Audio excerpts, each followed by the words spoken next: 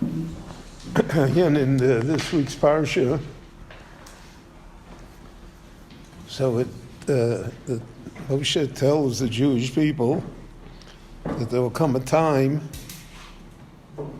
that the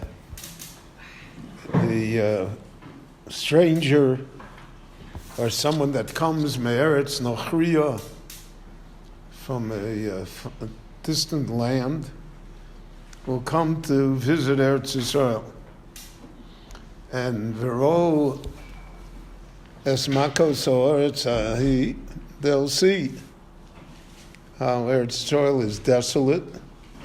V'es tachalu'eo asher chila Hashem bo, all of the illnesses and troubles that the Lord brought upon this location. V'yomru, and they will say,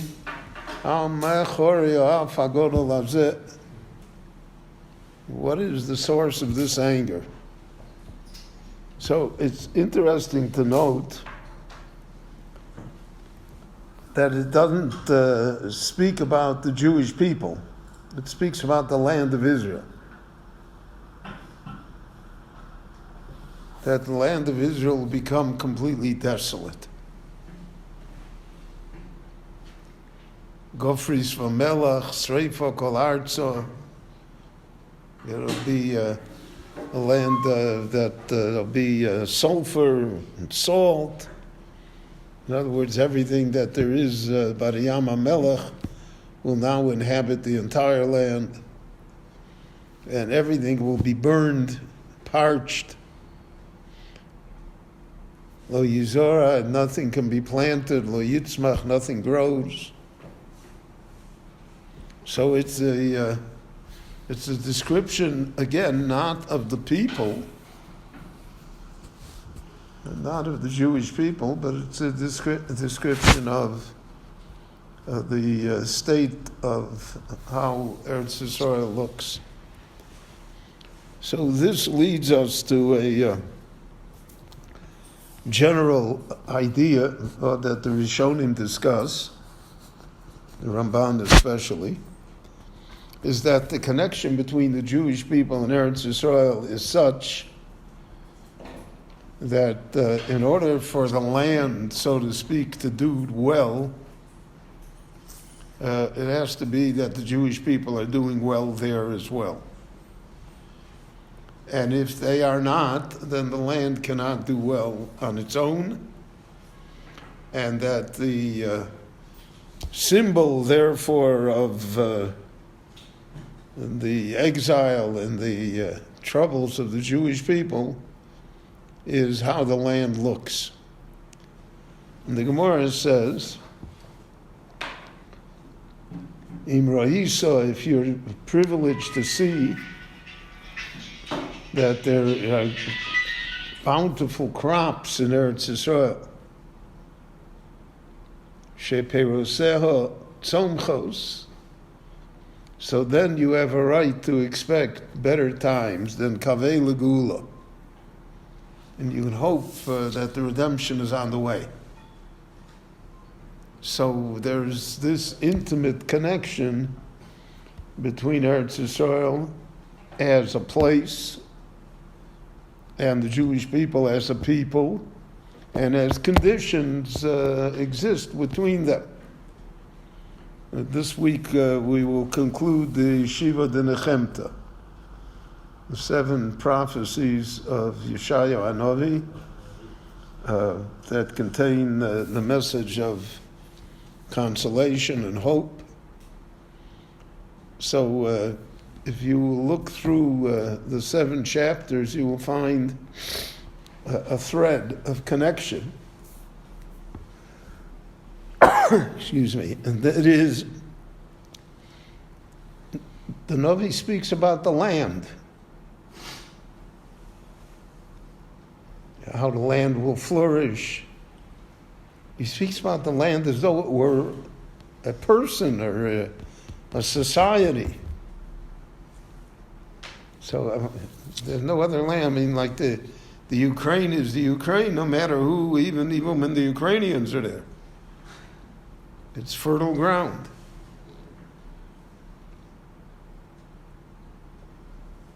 But here, apparently, it's not a physical thing. But somehow there's a relationship. And the relationship impinges one on the other. And the Ramban says a remarkable thing. The Ramban says in the Tochacha, it said, "V'shomamu oleha oiveha."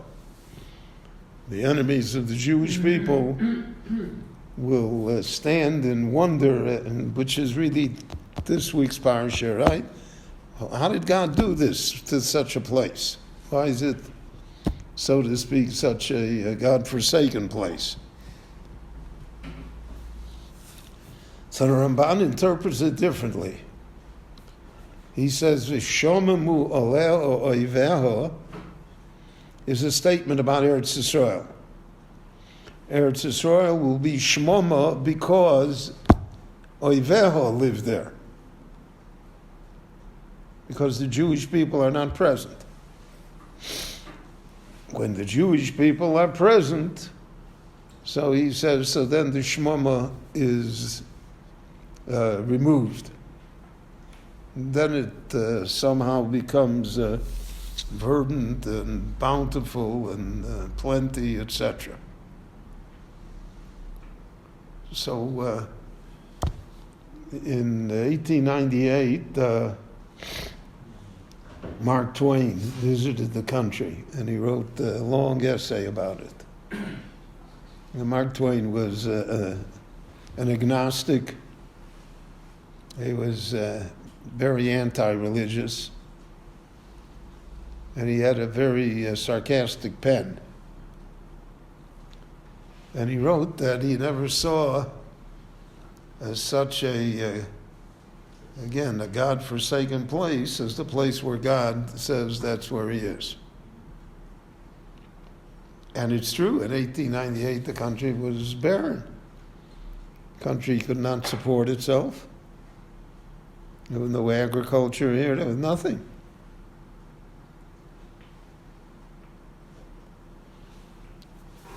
Then somehow the Jews came back, all kinds of Jews. And so through great sacrifice, it didn't happen miraculously. The wonderful thing about miracles is that you have to do something first. You don't do yours. The miracle has to have something that, in yeshivish language, it has to have something that be chal upon. It has to somehow have a basis.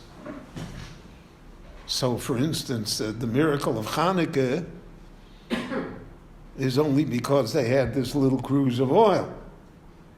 So then the miracle could happen. And the same thing is true of the miracle of the menorah, that the Ner Marovi, but the Kohen had to be meitiv umadlik every time, and then the miracle would happen. So miracles are dependent on our effort. Usually our effort is insufficient. So then we can hope for the miracle. But if we do nothing, we sit back, people say, God will help. That people become pious. I once went and asked a Jew, I remember I was now before Pesach, so I was trying to catch up with all the salaries and the expenses of the yeshiva. I went day after day to visit people and ask for help. So I went to see somebody, and I felt that he owed me personally a very big favor. I don't know whether I was right or wrong, but that's what I felt. And he was a very wealthy man. And so he said, certainly, Rabbi, I'm going to help you. And he took out his checkbook and he wrote a check. And I usually don't even look at the check if somebody gives it to me, but here I snuck a peek at it, and I saw that he forgot a zero. So evidently, a flash of disappointment must have crossed my face, and he noticed it. So he said, Rabbi, don't worry, God will help. So I told him, God will help is my speech, not your speech. Your speech is to write the check. Don't tell me God will help. So for a miracle to happen, you have to do something. Most of the time you have to do your utmost. Not just a perfunctory act. So the Jews came here, they drained the swamps, which cost hundreds if not thousands of lives, and they taught themselves agriculture, even though that was not their forte from Eastern Europe. And they turned the desert into a garden. So that, you go today to, to the shuk. Unbelievable what exists there. And they took the desert and pushed it back 70, 80 miles. So all of that is miraculous. I remember in 1969, Moshe Dayan was the Minister of Agriculture. They had to find a place for him, so they shoved him in there, as we are about to witness again. So he had an idea.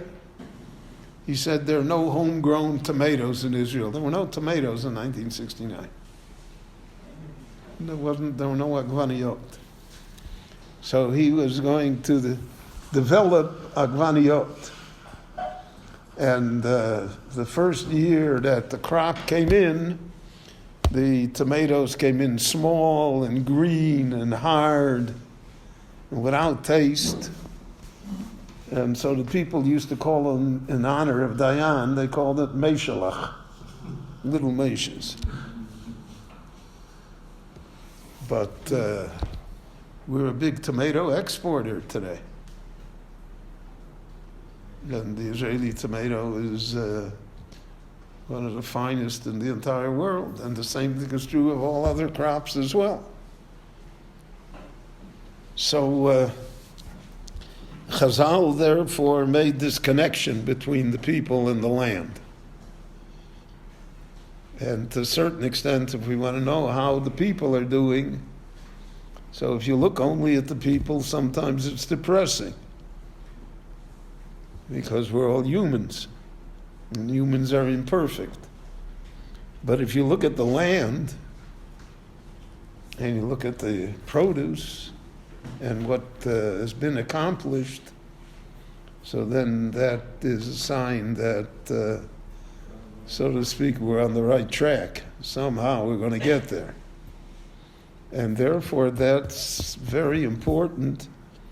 When we look at the Chumash says all of these things. But in our time, you have to be able to extrapolate it and make it fit what you see in front of your eyes. And then you have pshat in what the Torah wanted. There is a book launch here tonight. At what time? 8 o'clock. 8 o'clock, Rabbi Phillips. So you're all invited. Rabbi Hananya ben Akash, Omer Rotsa Gorish Baruch Hu L'Zakar Tzis Yisrael, Lefichach Hirba Lahem Torah Mitzvot Shenemar, Adonai Chavei Tzemach Tzidko, Yagdil Torah V'Yadir.